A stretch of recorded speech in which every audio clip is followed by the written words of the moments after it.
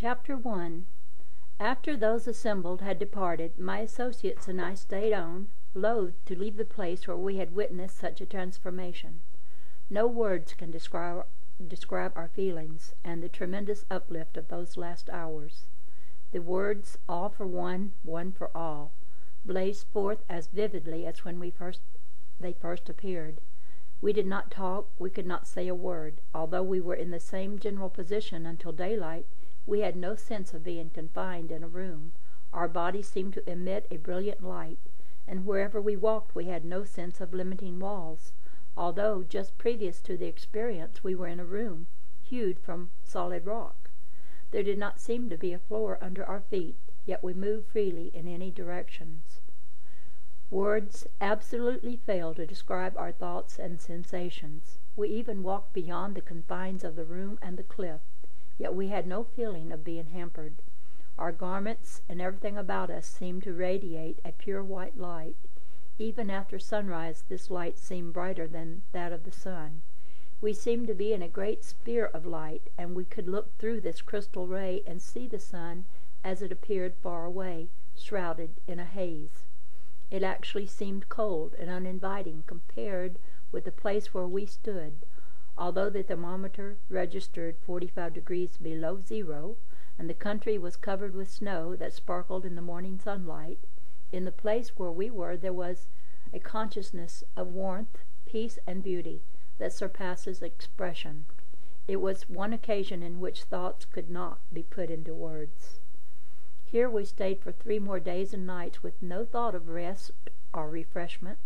There was not a sign of fatigue or weariness, and as we look back upon the time, it seems as if it passed in an instant. Yet we were conscious of each other's presence and of the passing of the hours. There was no sunrise or sunset, just a continuous glorious day, not a vague dream, but every moment an actual reality. And what a vista of the future opened before us!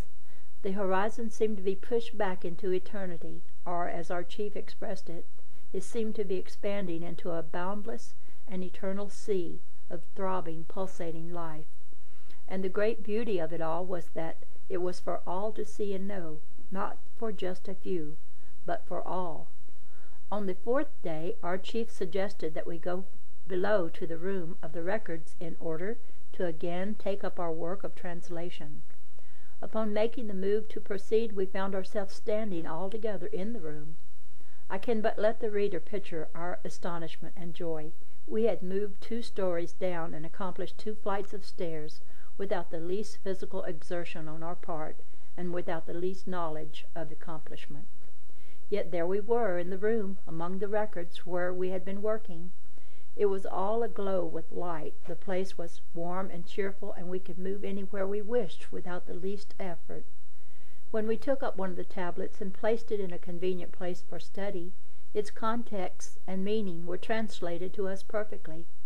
When we began writing these translated conclusions, suddenly a whole page of manuscript would be filled with the text in our own handwriting. All we need do was to place the pages together in manuscript form. In this way we finished manuscript after manuscript of these translations. By 2 o'clock that afternoon we had finished and filed 12 manuscripts of over 400 pages each, and we experienced not the least fatigue from this pleasant occupation. We were so engrossed that we were unconscious of the presence of others in the room until our chief stepped forward with a greeting. We all looked up to see Jesus, Emau, our hostess, and Chandler Sin, the man of the records, whom we had at first called the old man of the records, but whom we now knew as the young man. There were also Baggett Iran, and a stranger to whom we were introduced as Ram Cha Ra. We later learned his familiar name to be Bud Ra. A table was cleared and prepared for a meal. We sat down, and after a few moments of silence, Jesus spoke. Almighty and all-pervading Father principle, which shines forth every triumphant from within us, out to all the world, and is the light, love, and beauty which we are experiencing this day, and which we always experience, if we only will. We bow before this altar on which burns the undying fire of perfect love, harmony, true wisdom, unending devotion, and pure humility. This sacred light shines steadily on, undimmed, from within the souls of those who are now gathered at this, the altar of true fatherhood, sonship, and devoted brotherhood. This divine light does shine forth from these near and dear ones, out and out to the most remote places of all the world, that all may see its great light and may experience its undimmed and unquenchable love. The rays of this all-pervading light, beauty, and purity shine through the receptive souls and hearts of those who are gathered at this, your altar. We are now conscious of these all-consuming and embracing rays of love, and we send them forth, and they transmute, blend, and harmonize all mankind. It is the true and pure Christ of God, standing forth from each and all, that we salute and stand face to face with, equal to, one with God. Again we salute God our Father, right within and standing forth. After Jesus ceased speaking, we all arose upon the suggestion that we return to the room where our former experience had taken place. As we started toward the door, we realized that we were already there. This time we were conscious of moving, but not conscious of the cause of locomotion. As soon as we expressed the desire, we were actually in the upper room. Although the shadows of evening were well advanced, our way was perfectly lighted, and we found all aglow with the rich beauty and effulgence that had been there when we departed. The reader will recall it was the room we had just left that Chandler Sin returned to us after being brought back from what we looked upon as death. To us that room was a shrine, and it seemed aglow with all possibilities, a sanctified place where we ourselves had been able to step forth to a greater accomplishment than, as mortals, we had previously known.